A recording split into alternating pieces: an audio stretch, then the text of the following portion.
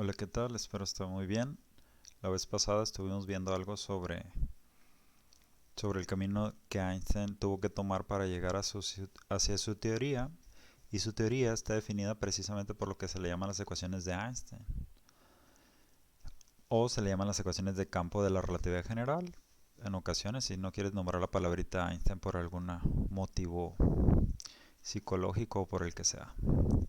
Las ecuaciones de Einstein toman esta forma. Vamos ahorita a mencionar, lo que vamos a hacer es ver qué es lo que queremos entender de relatividad a nivel de ecuaciones, cómo usarlo y eventualmente vamos a justificar cuál es la forma o por qué existe esa forma que toman las ecuaciones, ¿no? Y esos objetos matemáticos. Entonces, las ecuaciones de Einstein toman esta forma. Es una ecuación tensorial que en lugar de tener un solo índice tenemos dos índices. Como sabemos, esto puede tener una representación matricial, en especial como estos índices corren de 0 a 3, tenemos 4 por 4 elementos para cada uno de estos términos.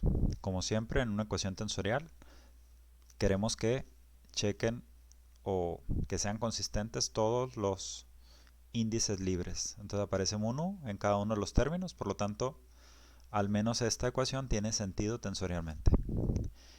Estos objetos que aparecen aquí son los que vamos a buscar entender dentro de la teoría. Lo que estamos haciendo es presentarlo.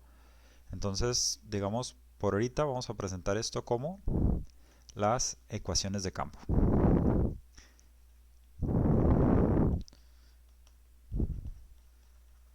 Podemos decir que se deben a Einstein en noviembre de 1915. Un poco antes que él, pues las obtuvo Hilbert, pero basado básicamente en lo que le estuvo comentando a Einstein en una visita que le hizo a su ciudad, ¿no? Hilbert era el matemático más destacado en ese momento, muy probablemente.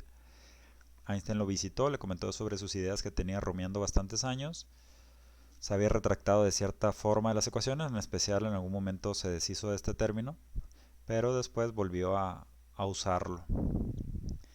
Y tiene que ver con ciertas cosas de interpretación de la teoría que probablemente salgan en el curso en algún momento, de por qué no considerar algo como eso, ¿no?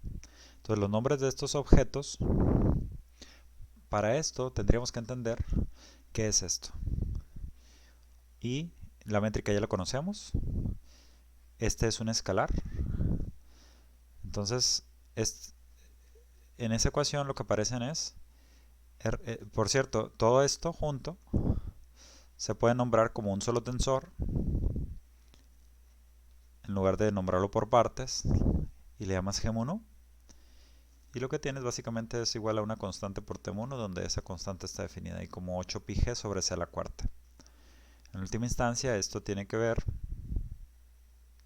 con que exista un empate con la teoría newtoniana en cierto régimen. Esa es la razón por la que esto tenga que tomar cierto valor. Entonces este de aquí se conoce como tensor de Einstein. Es el que tenemos que calcular en principio para poder conocer por la izquierda cómo se dan las cosas de curvatura de espacio-tiempo. Este de aquí se llama, o de aquí de la derecha, se llama tensor de energía-momento y te indica, como su nombre lo dice, qué está ocurriendo con la energía y el momento, de manera obvia. Entonces básicamente el tensor de Einstein, esta ecuación la resumía eh, un físico célebre que se llama John Wheeler. Decía, como la parte izquierda es de curvatura de espacio-tiempo, esto de la izquierda, entonces decía algo como lo que sigue, ¿no? Que el espacio-tiempo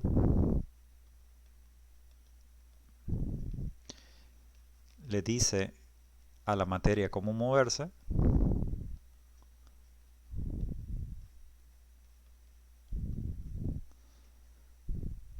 pero la materia, en realidad aquí podría ser la materia energía, ¿no? Le dice al espacio-tiempo cómo se va a curvar, cómo curvarse. Esa es una frase muy famosa.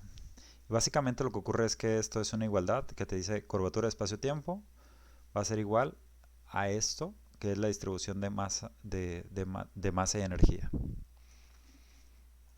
Entonces lo que está diciendo aquí también es que el movimiento va a contribuir, tal como sabemos a veces en esa interpretación de que la masa depende de la velocidad, por ejemplo, o más bien que el momento depende de la velocidad. Entonces tenemos que pueden ocurrir cosas de que le agregue a la curvatura de espacio-tiempo algo simplemente moviéndose muy rápido. O algo que, aunque tenga masa cero, como un fotón, va a contribuir al tensor de energía-momento de manera no trivial y por lo tanto puede generar curvatura de espacio-tiempo. Es decir, cualquier forma de energía va a aparecer aquí a la derecha y por lo tanto va a generar algo relacionado con curvatura por acá a la izquierda. Lo que queremos entender a qué son equivalentes esas cosas. Entonces, en un momento más lo vamos a presentar. Sin embargo, me gustaría más que nada mencionar que esa ecuación que tenemos ahí es una ecuación que le podemos llamar dinámica. Es decir, voy a poner aquí cuál es el papel en relatividad y a qué viene a sustituir al señor Newton. Tan venerable Newton, queremos mucho, sin embargo, tenemos que aceptar la realidad y ver que la relatividad sustituye muchas cosas a esto, ¿no? Entonces lo que tenemos es que dijimos que el tensor de Einstein tiene que ser igual a 8pi g sobre c a la cuarta, donde g es la constante de Newton, 6.67 por 10 al menos 11 Newton metro cuadrado sobre kilogramos cuadrados. Y por aquí aparece el tensor de energía-momento. Esto viene a sustituir a la ecuación de Newton, aquella que te dice, si ustedes recuerdan, la ley de fuerza para, no sé, para un campo central es menos g mm sobre r cuadrado multiplicado por r unitario, pensando que alguna de las masas está en el centro forzosamente y actuando sobre alguna masa que puede generalmente ser una masa de prueba, de manera que no modifique el carácter central de la fuerza o del campo que genera esa fuerza. Sin embargo, hay muchas propiedades que tiene esto. Por ejemplo, el rotacional de F igual a 0 indica que F es una fuerza conservativa, por lo tanto F puede ponerse, y como F a su vez puede ponerse como M por G, donde piensas que esto es el campo, lo que estamos diciendo es que G en última instancia, como el rotacional de G también va a ser igual a 0, puede ponerse como el negativo del gradiente de un potencial gravitacional. Es decir, cuando consideras la generalización de Gauss para esta fuerza, tienes que va a cumplirse que, como tiene un carácter atractivo, vamos a tener que la divergencia de G es igual a menos 4pi por ρ.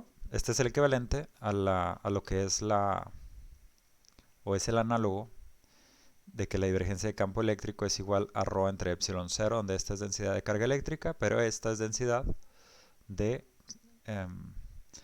masa, ¿verdad? Entonces, así como esto ocurre, también en el caso electrostático ocurre que el rotacional de E es igual a 0 en el caso electrostático. Una de las ecuaciones de Maxwell, normalmente tendrías que tener aquí el negativo de la derivada de B con respecto al tiempo. Esta ecuación la mencionamos antes.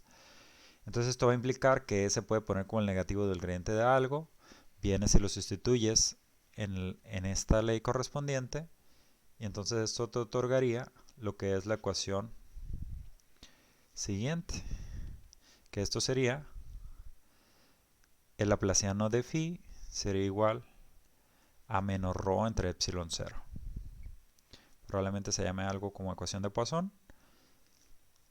Y en el caso de que aquí sea 0, básicamente tiene la ecuación de Laplace. Así, de la misma forma, como g es igual al negativo de esto, entonces lo que estamos viendo es que el laplaciano de phi, en este caso, va a tener que ser igual a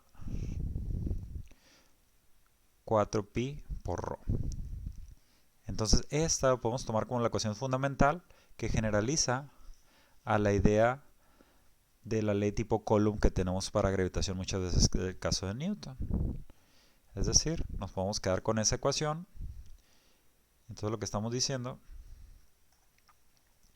es que la comparación que podemos hacer es que en realidad tenemos esa ecuación que viene a sustituir a la ecuación dinámica de Newton de esta forma. Espero que haya hecho todo bien con los signos, creo que sí, porque simplemente la divergencia, por el significado de la divergencia, ¿no? La divergencia es un campo que va hacia adentro porque las masas son atractivas. Sin embargo, eso no es lo único que necesitamos solucionar en el caso newtoniano. En el caso newtoniano también necesitamos una ecuación que le diga a las cosas cómo se van a mover. Y esta básicamente, a esta ecuación podríamos decir que esta no es una ecuación dinámica, la primera que estamos poniendo aquí. Estas son las ecuaciones de campo de Einstein en ese caso. En el caso de Newton, lo que tenemos es, vamos a borrar aquí,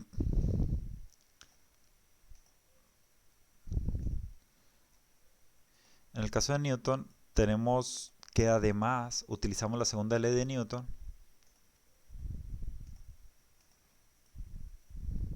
y usualmente vamos a tener algo como, pues como fuerza es igual a masa por aceleración. O de otra manera, podríamos decir que aceleración es igual a fuerza sobre masa.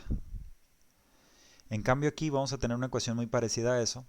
O sea, aquí estamos diciendo algo como la segunda derivada de la posición es igual a fuerza sobre masa. Pero, por cierto, en relatividad se considera que la fuerza de gravedad no es una fuerza en realidad, sino que corresponde a la curvatura de espacio-tiempo. Entonces lo que ocurre es un análogo a esta ley, pero en la forma de aceleración es igual a cero, pero para espacios curvos. Entonces lo que se da, en lugar de esa ecuación, es algo que se llama la ecuación geodésica. Lo voy a poner por aquí y lo voy a poner en términos de el tiempo propio. Puede existir otra parametrización. Cualquier parametrización que se llame afín con respecto al tiempo propio, pues también va a cumplir con eso y se tiene que hacer esta contracción. También la vamos a entender, de hecho la vamos a presentar antes que las ecuaciones de Einstein mismas. La vamos a comprender antes esta ecuación y esta es la sustitución de esta. Y esta es la sustitución de esto. Entonces decíamos que si le ponemos nombre, para que nos acostumbremos un poquito al argot, esto es decir, que esta es tu ecuación dinámica y esta es la ecuación cinemática de la teoría. Es decir, con esta vas a poder solucionar el movimiento de partículas. Por cierto, en espacios curvos lo más parecido a líneas rectas se llaman geodésicas. Entonces esta decíamos que se llaman las ecuaciones de Einstein las de arriba y esta se llama ecuación geodésica. Pero ya para este momento pusimos bastante ecuación de geodésicas, hay veces que le llaman. Pero esto es como decir, lo más parecido a línea recta en realidad va a corresponder en un espacio curvo a cosas que sí se pueden acercar, por ejemplo, típico de campos gravitacionales. Y esta de acá decíamos que son las ecuaciones o la ecuación de Einstein o la ecuación de campo. Y de hecho, esta en cierto límite se reduce a esta. Y esta en cierto límite se reduce a esta. Con F igual a 0. Y lo que estás diciendo básicamente es que el campo gravitacional no existe aquí a la derecha. Y esto de aquí nada más da cuenta de que el espacio puede ser curvado. Esto por la derecha, en cierta componente, da precisamente la componente de ρ, de densidad de masa en ese caso, bajo cierto límite. Y esto por la izquierda va a aparecer en cierto límite como esto. Pero eso lo vamos a ver en su momento. Y de hecho eso es lo que va a permitir, gracias a este 4πg, existe esto de acá. Y esto ya es una cuestión de, pues, de consistencia de las unidades, ¿no? Porque también depende, hay unas pocas ocasiones en que se menciona un poco distinto esto de acuerdo a cómo pones C. Y generalmente además ponemos C igual a 1, así es que en texto lo van a ver ustedes posiblemente distinto en ocasiones, aunque en raras ocasiones. Esto es lo que queremos entender de la teoría por el momento. Con esto ya tenemos demasiada riqueza porque si lo hacemos bien, vamos a entender cosas muy básicas sobre agujeros negros, cosas muy básicas sobre cosmología, y eso es la parte final del curso en la que no andamos demasiado en la matemática, pero sí que hicimos las soluciones interesantes básicas para entender muchísimas otras cosas de cómo funciona el universo gravitacional. Y decíamos que aquí ya introducimos muchas cosas, en especial nosotros hemos podido hacer este tipo de derivadas para definir velocidad, por ejemplo, pero no hemos definido esto. Se llaman los símbolos de Christoffel. así como no definimos los objetos que definen a esto. Entonces eso voy a proceder ahorita a mencionarlo, que en el proceso ya las presentamos. Para entenderlas,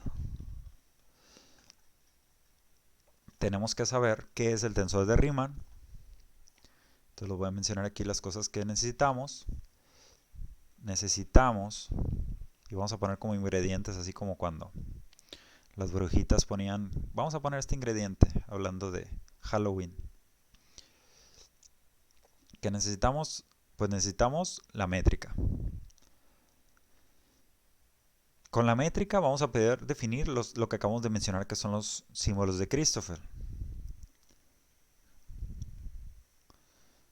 Entonces, damos una métrica. Vamos a poner aquí como lo de las chicas superpoderosas, que es lo que puso el profesor X. Una métrica, una conexión, que en este caso específico le vamos a llamar símbolos de Christoffel. Vamos a definirlos adecuadamente, eso en las próximas veces. Los símbolos de Christoffel permiten conocer al tensor de Riemann. Lo voy a llamar mu, primer índice, segundo índice nu y alfa beta el último, nada más por darle un nombre, pero son 4 índices. No hay que asustarse con este, ni con este. A fin de cuentas tenemos 4x4, 16 componentes para la métrica, 4x4x4 que son 16x4, que son 64 componentes del símbolo de Christoffel, y otros 4 más, porque tenemos 3, 4x4x4x4, 4 a la 4, que son 256 componentes de el famoso tensor de Riemann. La R es por Riemann, tengo entendido. Y les decía que no hay que asustarse con esto porque hay muchas simetrías que van a relacionar distintas componentes del mismo tensor de Riemann. Para los casos que vamos a ver, de hecho, son súper simples, de manera que necesitamos calcular unas cuantas componentes y ya con eso tenemos todas las necesarias. Por otro lado, el tensor de Riemann, ya para ajustar hacia las ecuaciones de Einstein, tenemos que hacer 2 contracciones. Entonces, básicamente, si tú haces la sumatoria entre, digamos, primer índice y tercer índice, entonces a eso se llamaría, acuérdense que hay una sumatoria aquí implícita, eso se conoce como el tensor de Ricci. Pero en realidad por aquí ya concluimos con lo que intentamos saber sobre la curvatura. Esto ya codifica toda la curvatura. Esto de aquí ya es necesario nada más para sustituir directamente en las ecuaciones de Einstein. Si hacemos otra sustitución más, o contraemos con métrica, G nu beta con R nu beta, obtenemos lo que se le llama la curvatura escalar, o en ocasiones el escalar de Ricci. No tiene índice, por lo tanto es un escalar. Eso permite conocer qué es el G mu nu, porque ya vimos que en realidad haces una suma de esto con menos un medio de G mu nu multiplicado por esta R. Por lo tanto ya tienen los ingredientes para conocer el R. Y obviamente lo otro que necesitamos conocer, además de todos esos que acabamos de mencionar aquí, es el mismo tensor de energía-momento. Entonces dijimos, este se llama tensor de energía-momento. Por sí mismo tiene sus características. Para cada situación de las que vamos a ver, va a tener sus propiedades. Pero hay muchos casos simples en los que se supone de una manera idealizada, ¿no? En especial, para una métrica en el exterior de una estrella, podemos considerar que es cero porque no poseas ninguna densidad de materia y energía. Esto es igualito a cuando por aquí a la derecha, sea en electromagnetismo, que pones un 0 por aquí a la derecha y te da igual a la ecuación de Laplace, o cuando aquí pones 0 densidad de materia, en el caso de Newton, y te queda de nuevo la ecuación de Laplace, de manera que no sé, que los polinomios de Lejeune o cualquier otro tipo de solución que te dé aquí, de acuerdo a la simetría del problema, sea válida en ambos por fuera de algo en lo que no exista densidad de carga, ¿no? A eso le llaman la solución de vacío. Y la solución de vacío nos lo vamos a topar, por ejemplo, en el caso de agujero negro, que vamos a poner un 0 por aquí, lo cual simplifica bastante las ecuaciones y hace muy sencillo todo el tratamiento. Entonces, de nuevo, necesitamos métrica. Con ella podemos calcular los símbolos de Christoffel porque se definen a partir de ahí de derivadas de la métrica. El tensor de Riemann se define en términos de los mismos símbolos de Christoffel y derivadas de los símbolos de Christoffel. El tensor de Ricci es simplemente una contracción del tensor de Riemann. La curvatura escalar es simplemente una contracción del tensor de Ricci. El tensor de Einstein es una suma de estos dos. Y en algún lugar aparece la métrica, tal como vimos aquí antes, al principio, que esto es el tensor de Einstein. Y por la derecha ya tienes la suposición que vas a hacer sobre el sistema. Entonces, para los casos idealizados existen soluciones analíticas, que esas son las que vamos a estar analizando. Y para el caso de ondas gravitacionales, más bien lo que tienes es soluciones de aproximación, que también lo vamos a estar mencionando en algún momento. Entonces, antes vimos el caso de el camino de Einstein y ahora les acabo de mostrar cuál es el caminito muchas veces que se sigue en relatividad. Si tú ya entiendes las ecuaciones de Einstein, que las vamos a entender en su momento, el caminito es: supone una métrica que tenga ciertas propiedades de acuerdo al sistema que tienes, por ejemplo que sea esférica, en un tipo simple de agujeros negros. Después, con eso calcula cómo serían los símbolos de Christoffel, qué propiedades van a tener de acuerdo a esa métrica idealizada, que todavía no tienes la solución, pero que sí tienes ciertas simetrías de la métrica, que hace que tú sepas que deberían ser cero ciertas componentes, tal vez, o que tome forma diagonal, etcétera, en cierto sistema coordenado. Y te permite calcular todo lo de la derecha. Cuando lo insertas en las ecuaciones de Einstein, que relaciona a G mu con el tensor de energía-momento, eso te permite regresarte y solucionar para la métrica ya específicamente. Es decir, quiere decir que todo este trabajo, ya que lograste generar esto y relacionaste con el tensor de energía-momento, vuelves al principio y obtienes la métrica específica. Ese es el caminito que vamos a seguir en varias soluciones analíticas. Y ya que obtuviste la solución esta, ya tienes las propiedades de curvatura de espacio idealizadas que tienes. Y entonces eres feliz. Vamos a ponerlo como canción. Feliz, feliz. Y ya. Entonces haces tu solución exacta a las ecuaciones de Einstein, te vuelves famoso de manera local o de manera global y listo. Entonces vamos a ver que eso va a resultar en propiedades muy interesantes y por ahorita creo que está bien. Nada más presentamos los objetos matemáticos con los que vamos a tratar.